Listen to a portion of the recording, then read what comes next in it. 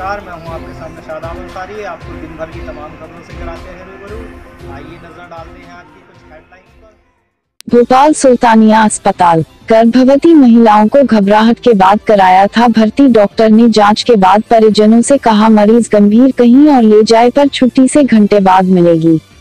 Staff ने बदसलूकी भी की। भारती ने बताया कि दोपहर में जब डॉक्टर से मरीज की छुट्टी करने को कहा तो वह बदसलूकी करने लगे। घंटों तक मिन्नतें करने के बाद मरीज को डिस्चार्ज किया। मरीज की तबीयत लगातार बिगड़ रही है, उसे हार्ट अटैक आ सकता है। बेहतर होगा कि आप मरीज को इलाज के लिए निजी अस्पताल में ले जाएं, लेकिन मरीज को छुट्टी में करीब 6 घंटे का समय लगेगा क्योंकि अभी ड्यूटी डॉक्टर नहीं है। यह बात शनिवार सुबह 11:30 बजे सुल्तानिया अस्पताल में बरखेड़ा पठानी निवासी भर्ती बर्फी क्षमा सिंह के परिजनों से डॉक्टर ने कही। इसके 7 घंटे बाद अस्पताल के डॉक्टर ने क्षमा सिंह को अस्पताल से छुट्टी कर दी। वह अस्पताल में घबराहट और हाई ब्लड प्रेशर की शिकायत के साथ भर्ती हुई। उन्हें 7 माह का गर्भ है। वहीं अस्पताल प्रबंधन ने मरीज के परिजनों द्वारा लगाए गए आरोपों को सिरे से नकार दिया है। आरोप, स्टाफ ने कहा ड्यूटी डॉक्टर नहीं है इसलिए नहीं दे सकते छुट्टी। क्षमा सिंह की भांजी आरती मोलासिया ने बताया है कि मामी को 7 माह का गर्भ है। शनिवार सुबह उन्हें घबराहट हुई, इसलिए इलाज के लिए उन्हें सुबह 10:30 बजे सुल्तानिया अस्पताल लेकर पहुंचे। यहां डॉक्टर्स ने शुरुआती जांच के बाद उनका ब्लड प्रेशर हाई होना बताया, साथ ही हार्ट अटैक आने की आशंका भी जताई। इस दौरान इलाज के नाम पर उन्हें केवल एक इंजेक्शन लगाया गया। सेहत में सुधार नहीं होने पर जब वार्ड में ड्यूटी कर रहे डॉक्टर और पैरामेडिकल स्टाफ से इनकी शिकायत की तो सभी ने एक सुर में मरीज को निजी अस्पताल में शिफ्ट करने की सलाह दी। इतना ही नहीं, जब मरीज का छुट्टी करने की बात कही तो डॉक्टर ने सिरे से इनकार कर दिया। दलील दी कि ड्यूटी डॉक्टर अभी नहीं है। अस्पताल से छुट्टी शाम 5 बजे के बाद ही हो सकेगी। शाम करीब 6:30 बजे अस्पताल के डॉक्टर ने मरीज को डिस्चार्ज किया। सफाई, परिजन झूठ बोल रहे हैं, उनकी ही मांग पर मरीजों को किया था डिस्चार्ज। सुल्तानिया अस्पताल अधीक्षक डॉ अभय शर्मा ने बताया कि क्षमा सिंह अस्पताल में सुबह भर्ती हुई थी। इसके बाद से मरीज के परिजन डॉक्टर और पैरामेडिकल स्टाफ से मरीज की छुट्टी करने की मांग कर रहे थे। उन्हें दोपहर में ही कह दिया था कि वह लिखित में दे कि अपनी मर्जी से मरीज को दूसरे अस्पताल ले जाना चाहते हैं, लेकिन शाम तक परिजनों ने लिखित में मरीज को डिस्चार्ज करने का आवेदन नहीं दिया। शाम 5 बजे के बाद परिजनों ने जब लिखित में आवेदन दिया तो उनकी छुट्टी की गई। क्षमा सिंह को डॉक्टर अथवा पैरामेडिकल स्टाफ ने निजी अस्पताल में इलाज के लिए शिफ्ट करने की सलाह कतई नहीं दी गई। परिजन ने आरोप निराधार और झूठे हैं। अस्पताल की ओपीडी दोपहर 1:30 बजे तक खुली रहती है। इस दौरान अस्पताल में सभी सीनियर डॉक्टर ड्यूटी पर मौजूद रहते हैं।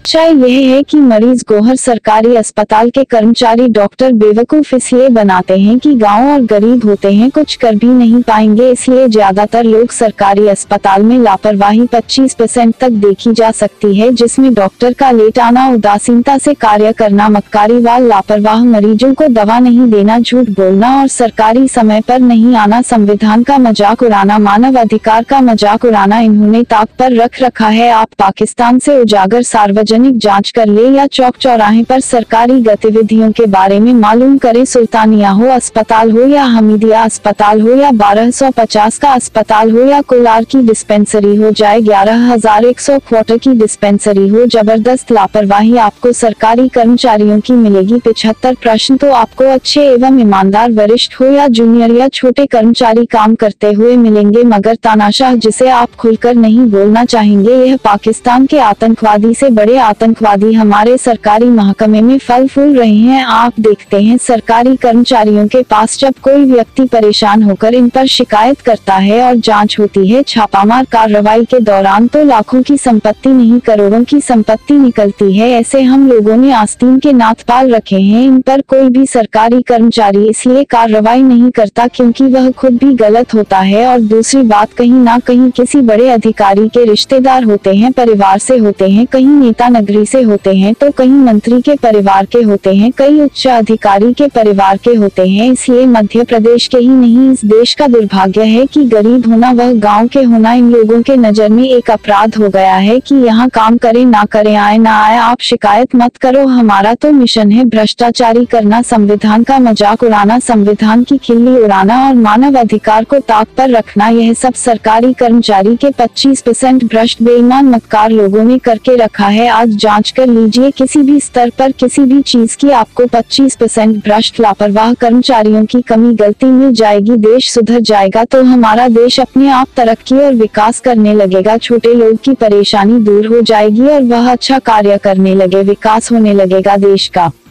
महान देश के भ्रष्ट कर्मचारियों की वजह से दुखी एवं परेशान हैं।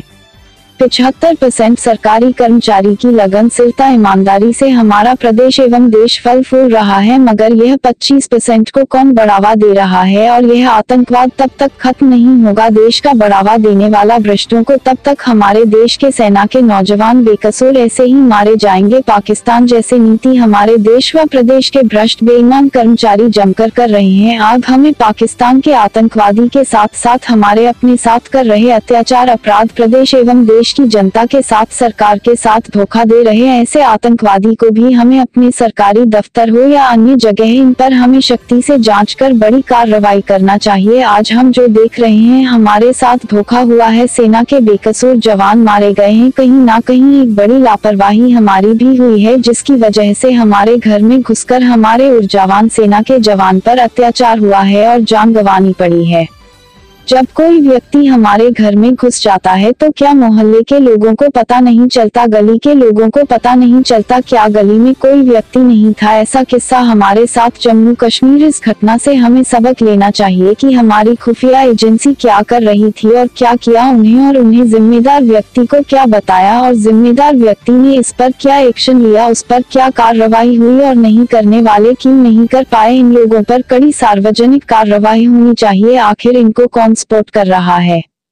कहीं ना कहीं एक बड़ी भ्रष्टाचारी सामने आई है। ऐसा सूत्रों का मानना है कि बिगा भ्रष्टाचारी के बिगा हमारे लोग मिले, इतने बड़े महकमे व सेना पर सूचना एवं उंगली उठाना व कार्रवाई कर देना और हमारे नौजवान शहीदों के साथ अत्याचार कर देना कहीं ना कहीं हमारे लोगों की नीलमतोड़ भ्रष्टाचारी का कारण जरूर है। सारे के सारे सिस्टम फेल हो गए। बड़े बड़े सीसी कैमरे, दूरबीन, वीडियो जो हम कई किलोमीटर दूर तक का देख सकते हैं, सारे के सारे सिस्टम फेल करने में किसका योगदान रहा है? उनके साथ निपटने की आज आवश्यकता है देश को ईमानदारी से। इसमें किसी पार्टी का हाथ नहीं है, इसमें आतंकवादी गतिविधियों का हाथ है। इन पर कार्रवाई सख्त होना चाहिए। हमारे देश में जो उंगली उठा रहा है और देश के साथ में जो अत्याचार कर रहा है उसको पता ही नहीं जोड़ना चाहिए। यदि देश प्रेमी हो तो सख्ती से कार्रवाई होना चाहिए। हमारे जवानों के साथ जो अत्याचार हो उसका जवाब अभिलंब देना चाहिए, चाहे वह कोई भी कंट्री हो या किसी भी कंट्री का हो, किसी भी राज्य का हो और किसी भी प्रदेश का हो और किसी भी नेता का आदमी हो या किसी भी अधिकारी का आदमी हो। खून के बदले खून। जय हिंद, जय भारत, वंदे मातरम, भारत माता की जय। इस दुख की घड़ी में पूरा देश शहीद जवानों के परिवारों के साथ में है।